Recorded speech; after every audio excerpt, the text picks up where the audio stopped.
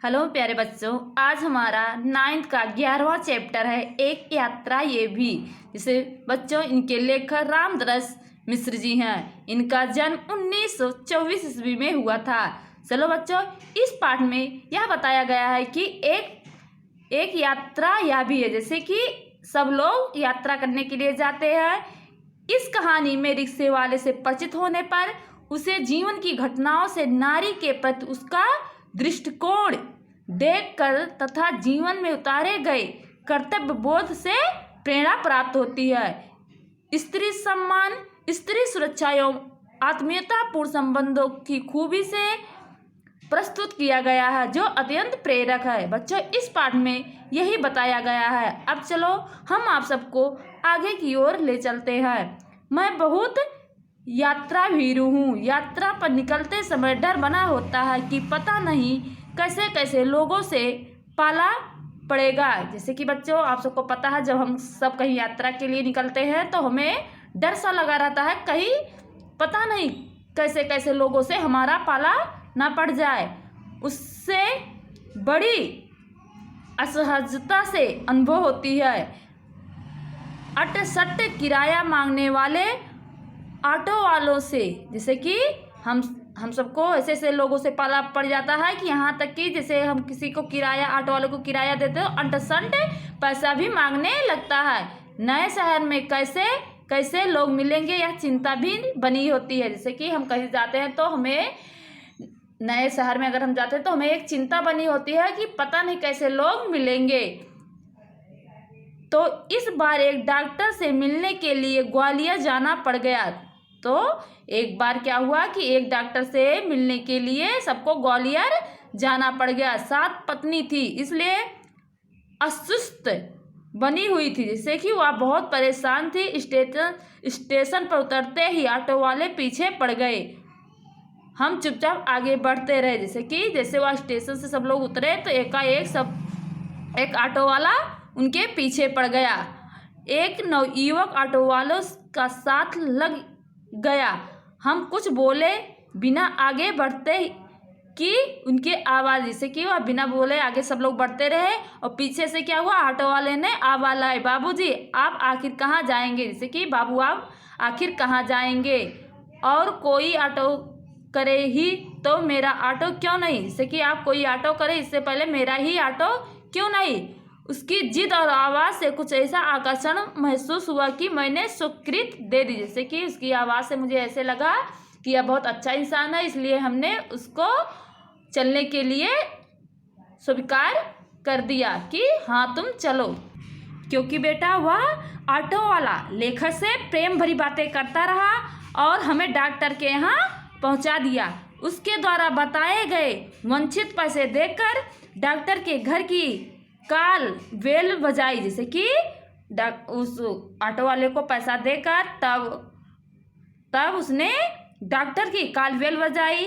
ज्ञात हुआ कि डॉक्टर के क्लिनिक की जगह बदल दी है। जैसे वो लेखक ने डॉक्टर की काल बेल बजाई तो ज्ञात हुआ कि डॉक्टर ने क्लिनिक की जगह ही बदल दी थी। फिर ऑटो वाला बिना हमारे कहे हमारा इंतजार कर रहा था। जैसे कि बिना हमें कहे क्या हुआ कि ऑटो वाला हमारा इंतजार कर रहा था। वह देख रहा था कि मैं इससे कहा भी नहीं कि तुम चले जाओ। वो बैठ के हमारा इंतजार कर रहा था। हमें नई जगह पर पहुंचा दिया। मैंने पूछा कितने पैसे दूं। फिर वहां से क्या होता है, फिर रिक्शे वाला उन सबको बैठाता है, लेखक के पूरे परिवार को, फिर वहां से निकल जाता है। फिर पूछता है मैं आपको कितने पैसे दूं। कौन? लेखक ने पूछता है रिक्शे वाले से। बाबूजी जो इच्छा हो दे दीजिए। जैसे कि वह कहने लगा, बाबूजी जो आपकी इच्छा है वो तुम दे दो। वैसे डॉक्टर के घर से यहाँ तक का किराया तो अतिरिक्त हो गया। जैसे कि डॉक्टर के यहाँ से और घर का किराया तो बहुत ज़्यादा हो गया। उसने पूछा, बाबूजी यहाँ से कहाँ जाएंगे। जैसे कि फिर वह ऑटो वाला पूछा, बाबूजी यहाँ से आप कहाँ जाएंगे। मैंने होटल का नाम बता दिया और कहा, भाई तुम जाओ, यहाँ देर लग सकती है। जैसे कि हमने होटल का नाम बता दिया तो वह कहने लगा, भाई तुम जाओ, यहाँ देर लग सकती है। यह कुछ बोला नहीं, हम डॉक्टर के पास चले गए। जैसे कि यह कुछ बोला नहीं, हम डॉक्टर के पास चले गए। घंटा भर बाद निकले तो देखा वह वहीं खड़ा था। जैसे कि इतना कहने पर ऑटो वाले से कहा, वह कुछ नहीं बोला। फिर सब लोग अंदर चले गए। फिर आके देखा कि ऑटो वाला, वह आदमी वहीं पर खड़ा था। अब मैं महसूस होने लगा था कि यह ऑटो वाला कुछ और है। जैसे कि तो हमें महसूस होने लगा जब उसको ऐसे कर, इसकी हरकतें देखकर, तो लेखक को ऐसे लगा कि ये ऑटो वाला कुछ और है। वह हमारे भीतर घर करता गया, जैसे वह हमारे भीतर घर बनाता गया। होटल पर छोड़कर उसने पूछा, फिर कब आऊं? जैसे कि ऑटो वाला उनको होटल पर छोड़कर फिर पूछा कि अब हम आपको कब लेने आए। यानी जैसे कि फिर लेखक बोला, यानी आप शहर में घूमे फिरेंगे ना, आपको जहाँ जाना होगा ले चलूँगा। वैसे यहाँ कब तक हैं? जैसे कि वह ऑटो वाला पूछने लगा लेखक से, यानी आप शहर में घूमे फिरेंगे नहीं, आपको जहाँ जाना होगा मुझे बताओ, मैं आपको ले चलूँगा। वैसे यहाँ कब तक रहेंगे? जैसे वह लेखक ऑटो वाला पूछने लगा लेखक से कि अब कब तक आप यहाँ रहेंगे? कल शताब्दी से लौटेंगे तो आपको घुमाने के लिए कब आ जाऊँ? जैसे कि जब आप शताब्दी से लौटेंगे तो आपको घुमाने के लिए कब आ जाऊँ? भाई आज तो थके हैं, आराम करेंगे, कल घूमेंगे। जिससे वो बोले कि आज हम थके हैं, आज हम आराम करेंगे, कल हम घूमेंगे। ठीक है। जिसे रिक्शे वाला बोला, ठीक है बाबूजी, यह रहा मेरा मोबाइल नंबर, मुझे फ़ोन करके बुला लीजिएगा। जिससे कि वह रिक्शे वाला बोला कि ठीक है, तुम जाओ, सो जाओ, लो हमारा मोबाइल नंबर लो, जब आपको ज़रूरत पड़े तुम फ़ोन करके मुझे बुला लेना।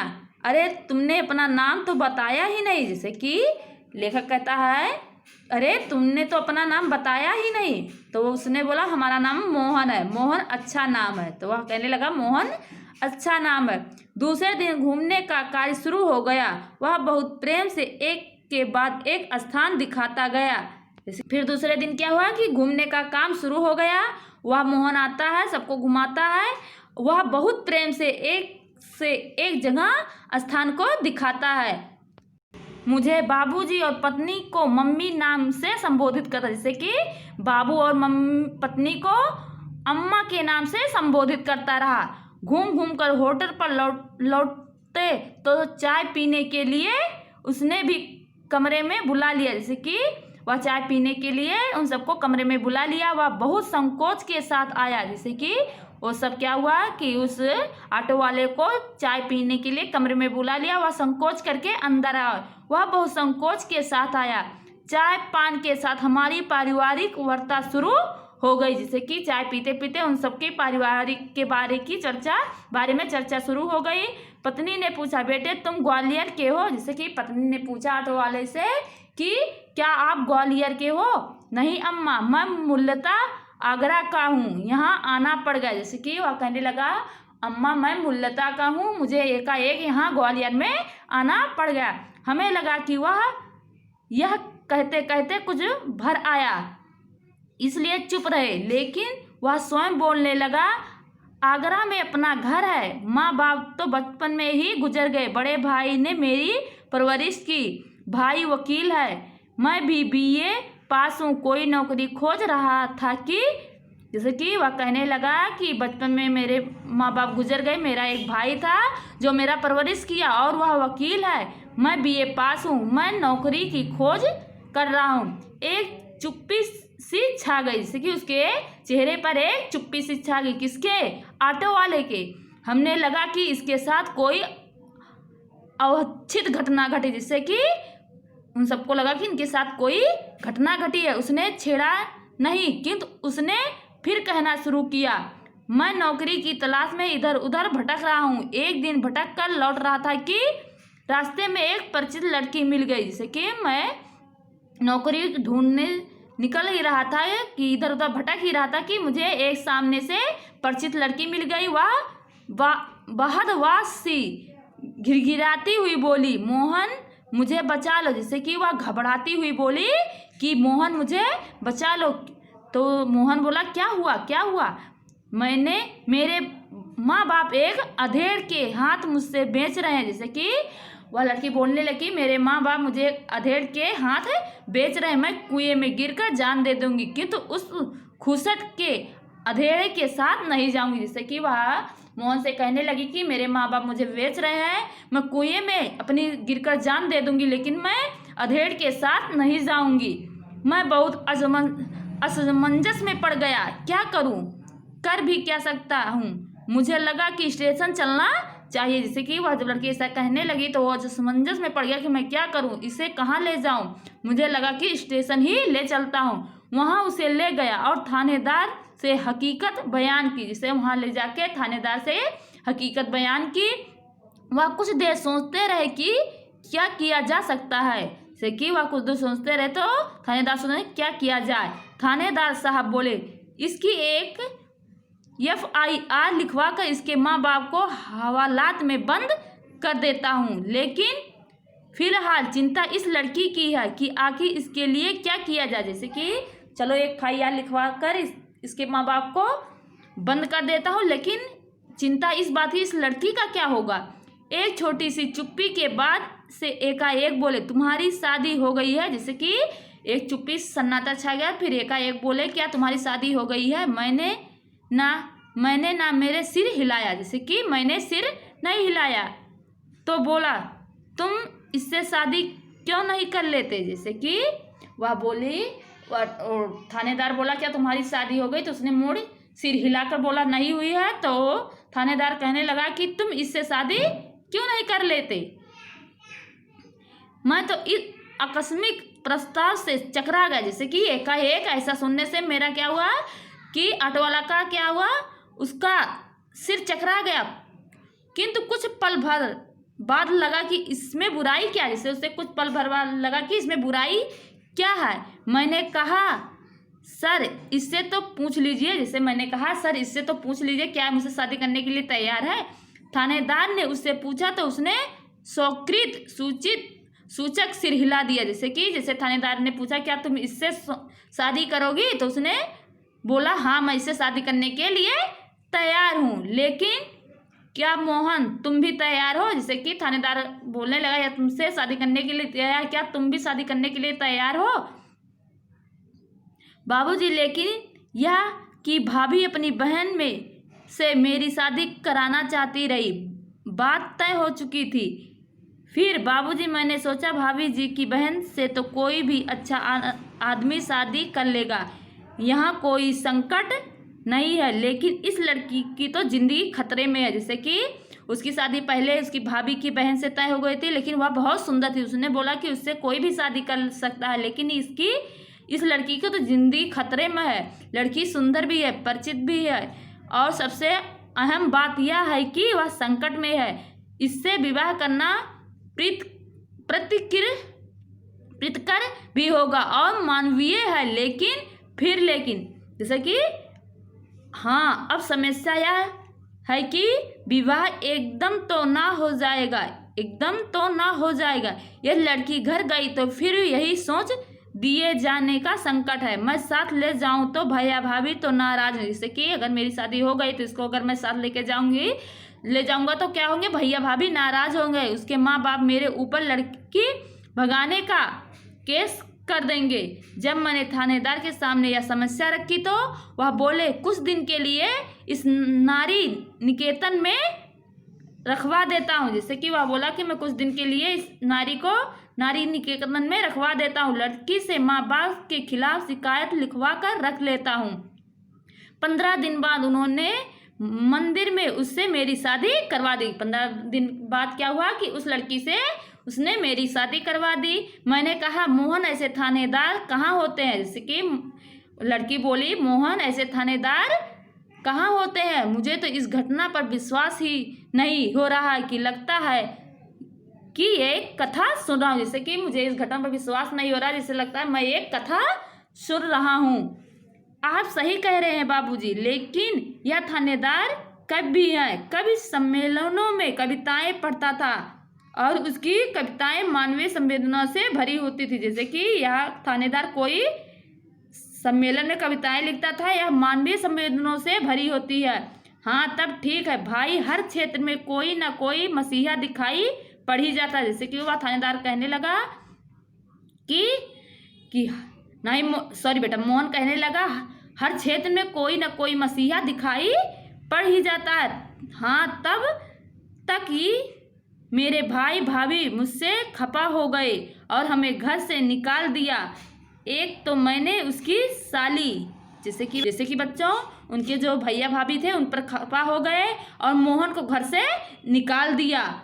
फिर क्या हुआ, एक दिन मैं उसकी साली को शादी नहीं की, जैसे कि मैं उनके साली से शादी नहीं की, दूसरे जिस लड़की से की वह किसी और जात की है। जैसे कि मैंने जिस लड़की से किया वह किसी और जात की थी, इसलिए भैया ने मुझे घर से निकाल दिया। तो तुम लोग ग्वालियर आ गए? तो वो कहने लगा लेखक, क्या तुम सब फिर ग्वालियर आ गए? हाँ बाबूजी, आगरा में हमारा निबाह होना कठिन था। पराए शहर से भले ही कोई अपनाए या ना अपनाए, लेकिन परायापन अपनाने की इच्छा ना हो। जो दिन रात व्यवहार बनाकर तन मन में उद्दीन करता है। हाँ, सही कह रहे हो। जैसे कि वह बोला कि अपने शहर से अच्छा तो दूसरा शहर अच्छा है, जो सब लोग व्यवहार से रहेंगे। हाँ, आप सही कह रहे हो। तो यहाँ कोई नौकरी तो रखी थी, जैसे कि यहाँ तो कोई नौकरी तो रखी नहीं थी, बस ऑटो ने दामन थाम लिया और उसी के सहारे चल रहा था। वास्तव में तुम बहुत बड़े हो मोहन। बड़े बड़े लोग तो नारी हित में बड़े बड़े लेक्चर देते हैं। जैसे कि तुम बहुत बड़े हो मोहन, यहाँ तक कि लोग नारी के हित में बड़े बड़े लेक्चर देते हैं, और आप कविताएं लिखते रहते हो किंतु अपने व्यवहार में नहीं उतरते। लेकिन तुम तो बहुत सहज भाव के एक इंसान हो, जो अपने जीवन के साथ उसे सम्मान पूर्वक लगा दिया। बाबूजी, इस कार्य से मुझे बहुत संतोष मिला। मैंने तो एक बार उसका उद्धार किया, किंतु वह प्रायः मुझे संकटों से उबारती रही। जैसे कि मैंने उसका एक बार उद्धार किया, शादी करके उसका जीवन बचा, उसने मुझे बार बार अपने संकटों से मुझे बचाती रही। मोहन की यह कहानी हम पर छा गई। जैसे कि मोहन ने अपने बारे में लेखक को बताया तो उनके चेहरे पे मुस्कान आ गई कि यह हमारे मन में कितना बड़ा हो गया, ये हमारे मन में यह कितना बड़ा हो गया। गाड़ी का समय हो रहा था। जैसे कि गाड़ी का समय होता, मोहन हमें लेकर स्टेशन आ गया। उसे मैं 500 रुपये का नोट देने लगा। वह बोला रहने दीजिए बाबूजी की वजह से कि मैं उनको 500 रुपये नोट देने लगा, तो वह कहने लगा रहने दीजिए बाबू, अरे यह तुम्हारा परिश्रमिक है, कोई दान थोड़ी ही दे रहा हूँ। जैसे कि ये तुम्हारे परिश्रम का फल है, मैं दान थोड़ी ही दे रहा हूँ। बाबूजी, मैंने माँ बाप का प्यार नहीं पाया, कल से ही लग रहा है कि मुझे माँ बाप का प्यार मिला। जैसे कि मैंने अपने माँ बाप का प्यार नहीं पाया, आप सबके साथ रहते रहते मुझे ऐसे लगा जैसे मेरे माँ बाप मिल गए हैं। सुख के आगे पैसे की तो कुछ मोल ही नहीं। जैसे कि सुख के आगे क्या होता, पैसे की कोई मोल नहीं होता। मैं तो और लोगों से कमा ही लेता हूँ। जैसे कि आप पैसा रख लीजिए, सुख से बड़ा कोई धन नहीं होता, मैं कहीं और भी पैसा कमा लूँगा बेटे। लेकिन मेरी भी तो सोचो, माँ बेटे का शोषण कैसे कर सकता हूँ, लेकिन यह तो बहुत है, इतना लूँगा तो आपका शोषण हो जाएगा। इसकी यह तो बहुत है, इतना लूँगा कि आपका शोषण हो जाएगा। यह क्या करवा 500 का नोट लेकर 300 वापस करने लगा। इसकी वह 500 रुपया नोट लेकर वह 300 फिर वापस करने लगा। बोला मुझे इतना पराया ना कीजिए बाबूजी, हाँ जब भी ग्वालियर आएगा मुझे बुला लीजिएगा, मेरा फ़ोन नंबर तो आपके पास ही है। जैसे कि ऑटो वाला बोलने लगा, मोहन बोलने लगा, जब आप ग्वालियर आना तो मुझे आप बुला लेना, क्योंकि मेरा नंबर तो आपके पास पहले से है, लेकिन मेरी एक शर्त है। वह क्या बाबूजी? जैसे कि वह कहने लगा मेरी एक शर्त है। फिर वह बोला क्या है बाबूजी? ये 500 रुपये चुपचाप तुम्हें लेने ही पड़ेंगे। जैसे कि वह कहने लगा कि जब ग्वालियर आना तुम फिर फ़ोन करके मुझे बुला लेना। तब लेखक कहने लगा लेकिन मेरी एक शर्त है, आपको ये 500 रुपये लेने पड़ेंगे। उसने 300 रुपये अपनी जेब में रख लिए, जैसे कह रहा हो एक कैसी शर्त है आपने रख दी बाबूजी, जैसे कि वह कह रहा कि आपने एक ऐसी शर्त रख दी। कुछ क्षण बाद बोला, बाबूजी आपका फ़ोन नंबर तो मेरे फ़ोन पर आ ही गया है, कभी कभी फ़ोन करता रहूं क्या? जैसे कि वह कहने लगा कि बाबू आपका ना फ़ोन नंबर तो हमारे मोबाइल में आ गया, क्या मैं कभी कभी फ़ोन करता रहूं? हाँ हाँ भाई, शौक से, मुझे अच्छा लगे। जैसे कहने लगा, हाँ भाई तुम शौक से करो, मुझे अच्छा लगेगा, लेकिन आपका नाम तो मैंने पूछा ही नहीं। मैं हूँ सत्यकेतु और मेरी पत्नी कामना। जैसे कि फिर कहने लगा, मेरा नाम सत्यकेतु और मेरी पत्नी कामना। जैसे कि वह ऑटो वाला पूछने लगा, लेकिन मैंने तो आपका नाम पूछा ही नहीं। तो वह बोला, मैं हूँ सत्यकेतु और यह मेरी पत्नी कामना। और जब हम स्टेशन के अंदर जाने लगे तब वह आंखें में न जाने कितना अपनापन लिए हमें निहारता रहा। जैसे हम स्टेशन पर जाने लगे तो उसके आंखों में एकाएक अपनापन जैसे हमें निहारता रहा। जैसे कि बच्चों इस पाठ में यही बताया गया है। चलो बच्चों, हमारा चैप्टर यहीं पे समाप्त होता है, फिर अगले चैप्टर में मिलते हैं। तब तक के लिए जय हिंद।